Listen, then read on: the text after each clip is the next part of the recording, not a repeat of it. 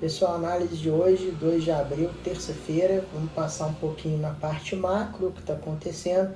Depois a gente vê os movimentos aí do Bitcoin, que saiu de um final de semana que teve um aumento, quase chegamos no 72, e agora uma retração com uma correção significativa.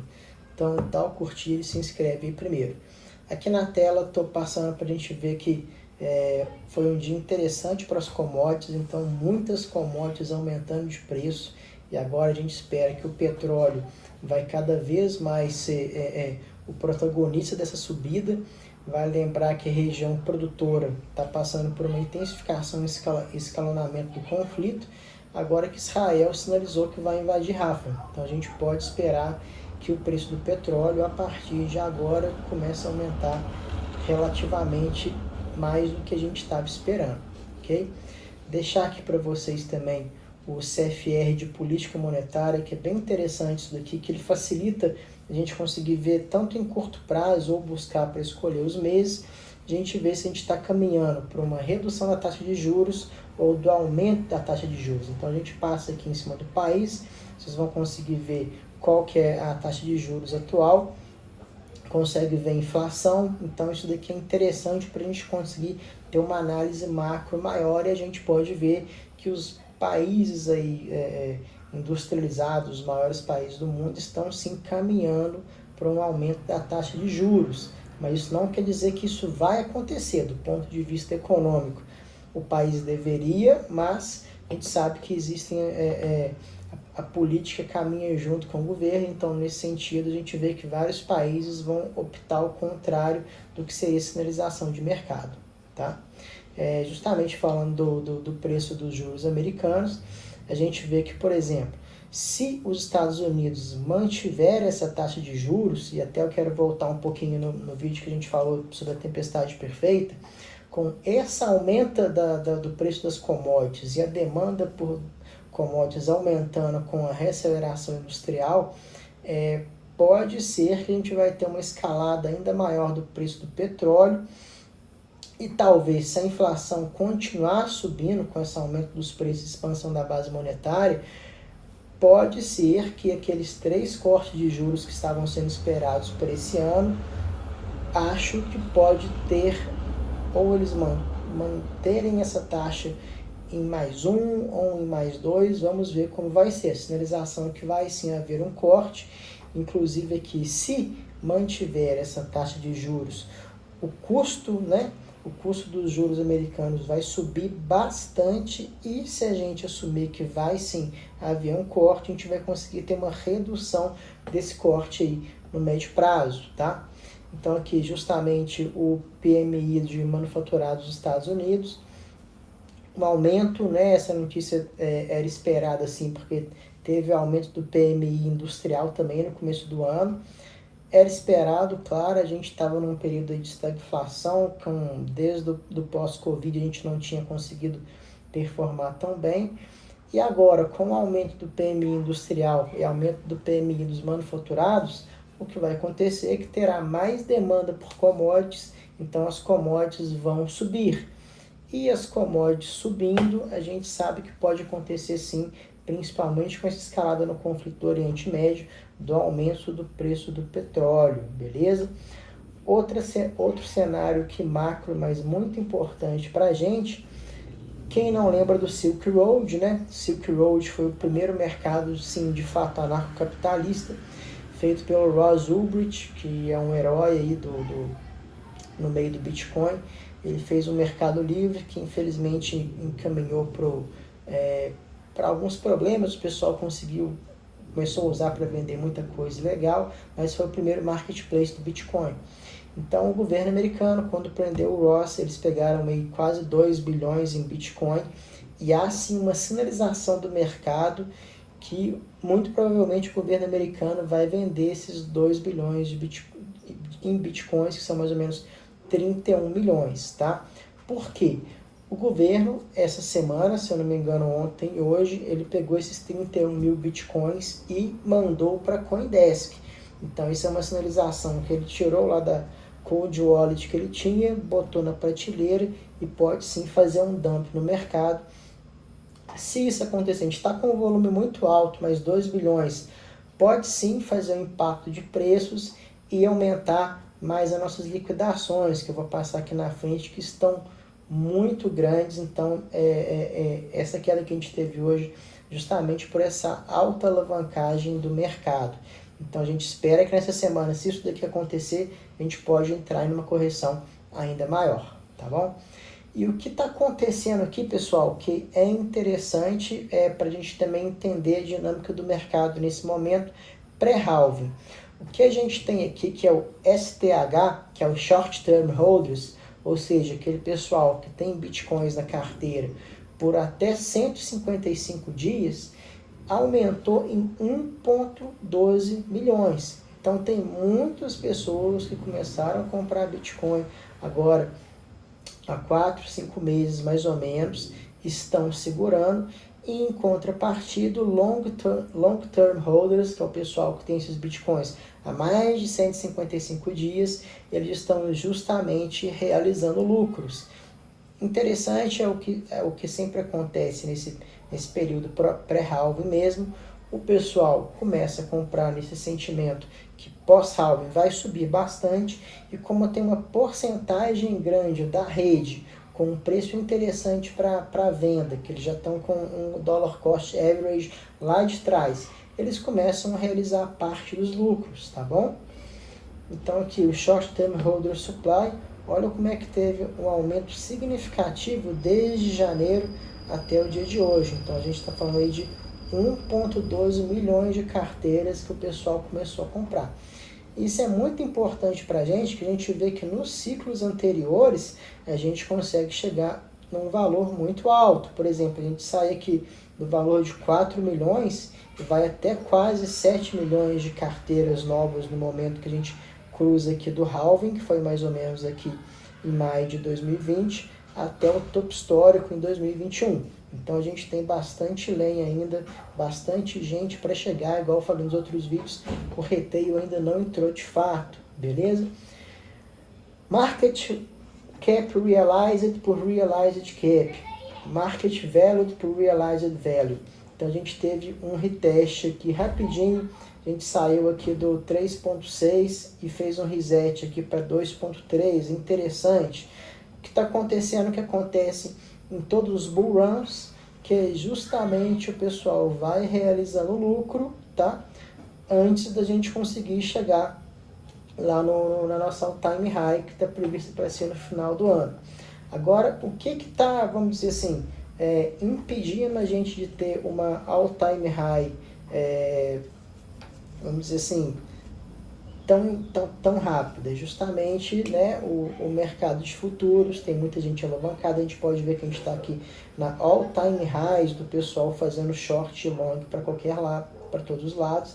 Então o que acontece é que a gente sobe um pouquinho, desaba, desce um pouquinho e desaba ainda mais para baixo, porque tem muito short e tem muito long. A gente vai ter que aprender a conviver com isso, não tem jeito, é parte do Bitcoin, é a parte do porquê ele é democrático. Então, quando tem o short squeeze ou long squeeze, são essas situações que vão impactar o preço de forma ainda maior, vai se tornar ainda mais volátil. E se você estiver, né, no momento apropriado, entendendo que isso está prestes a acontecer, você consegue comprar os dips, beleza?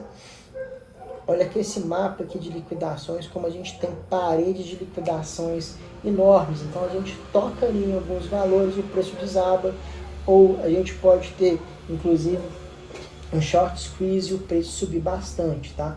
Então olha como é que a gente está nessa região entre 67 e os 64.500. Então assim, muita gente apostando tanto em short quanto em long, então é normal que a gente, quando batem alguns valores, a gente tenha essa liquidação aí em massa, beleza?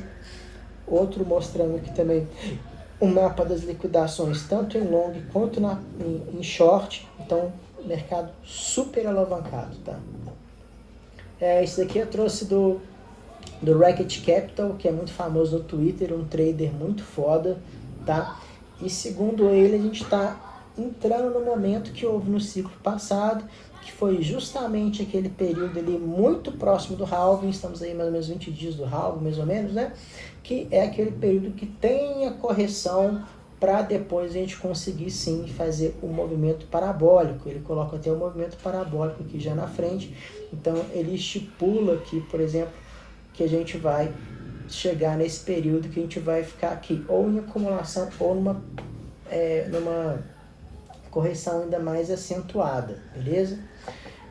Falar agora um pouquinho das altcoins. A gente vê que as altcoins, apesar de ainda não terem performado como acontece numa alt-season, então a gente realmente ainda não está numa alt-season, mas muitas já estão com uma movimentação muito interessante, apesar de não ter perdido dominância em relação ao market cap do Bitcoin. Mas pessoal, olha a quantidade de dinheiro que está aqui travado, né? O TVL, que é o total de dinheiro travado nas plataformas. Gente, tem 312 bi travados na plataforma do Ethereum, 64 bi na plataforma da Tron. Olha, o DeFi está aí, uma forma que você pode usar para poder se proteger de inflação, de perder dinheiro. O DeFi tem juros compostos. Se você consegue aí emprestar para uma pool de liquidez, ou você vai, enfim, usar as inúmeras maneiras que tem de você ter investimento em DeFi, você vai conseguir uma renda passiva interessante em cripto. Porém, pessoal, demanda estudo, cuidado em como você vai fazer, estude como vai fazer. Eu acho que a forma mais conservadora ainda seria mesmo você ter uma stablecoin para ganhar juros compostos com ela a longo prazo, mas o mercado cripto está aí, ele vai ser, a gente está no meio da maior revolução financeira do mundo, que é você poder inclusive ganhar dinheiro com airdrop, você poder ganhar renda passiva travando os seus tokens em uma corretora. Inevitável, em algum momento, muitas pessoas, principalmente quando a gente tiver adoção, esse pessoal mais novo, que já está mais propenso a esse risco do mercado cripto, entrar com força, isso vai crescer ainda mais, beleza? E aqui o do Racket Capital também, ele fala aqui qual que é o hype das altcoins, então batendo muito com o que está acontecendo agora. Então aqui em abril a gente estava vai iniciar essa parte aqui do maior hype das altcoins, depois perde dominância para o Bitcoin para ganhar de novo em julho, e aqui lá em outubro, onde que a gente acha que vai acontecer a tempestade perfeita, que é o corte da taxa de juros com a bull run, tanto das altcoins quanto do Bitcoin, beleza? Vamos para a parte gráfica, eu vou passar um pouquinho de algumas projeções que eu fiz aqui de preço no Fibonacci, beleza? Esses aqui na vertical são os Fibonacci de zona de tempo, ok? E esse aqui no horizontal é a Fibonacci que a gente faz com projeção de preço, tá? Acho muito possível que nesse ciclo a gente consiga, sim, furar pelo menos 1,6 da Fibo e conseguir aqui mais ou menos o valor de 120 mil dólares, tá bom? Até o final do ano. E quando a gente pega aqui a Fibonacci Time Zone, a gente consegue ver muito bacana que ele coloca essa janela aqui do 2 e 3, justamente período pré-halving e quando a gente está caminhando aqui para o topo histórico novamente. E a zona 5, exatamente, olha isso, gente, exatamente o candle semanal que tirou a gente lá de encontrar a média de 200, do fundo, né, do topo do Bitcoin, bate o 5 certinho para depois a gente começar a caminhar novamente. E aqui está um dos time zones que eu fiz e o outro em branco, tá? Justamente o 2, justamente quando a gente começa a sair da fase de acumulação para conseguir surfar essa bull run. E o ponto 3, aqui justamente em novembro desse ano, que é onde a gente acha que a gente vai conseguir chegar no topo histórico do Bitcoin. Então, pessoal, quem está preocupado com o Bitcoin, coloca aí no semanal e pode ficar tranquilo que os fundamentos seguem inalterados. É claro que se a gente colocar aqui no 4 horas, por exemplo, a gente vê que houve sim essa correção. Então eu tinha copiado essas perninhas aqui de correções anteriores, Eu até achei que a gente ia bater aqui no 62, que é mais ou menos o ponto vermelho aqui desse canal que a gente estava seguindo. Olha só. Deixa eu tirar isso daqui. Pode sim testar aqui novamente, mas a tendência é que a gente continue numa fase de acumulação para chegar no halving, tá? Em relação aqui, pessoal, Ethereum a gente já perdeu 2 canais, tá? Encontramos aqui o nosso suporte justamente em um dos topos anteriores, que foi 3.200. E é claro, o Bitcoin começa a sofrer, as altcoins sangram ainda mais. Mas é um momento importante, porque como eu falei anteriormente, muitas das altcoins ainda não performaram como performam em uma alt season. Então, para quem não tem posições em altcoins, pode sim pensar em se expor mais, tá? Ou em Sol, em Ethereum, ou nessas que eu recomendo, pelo menos por enquanto, que sejam as large caps. Então por hoje é isso daí, valeu!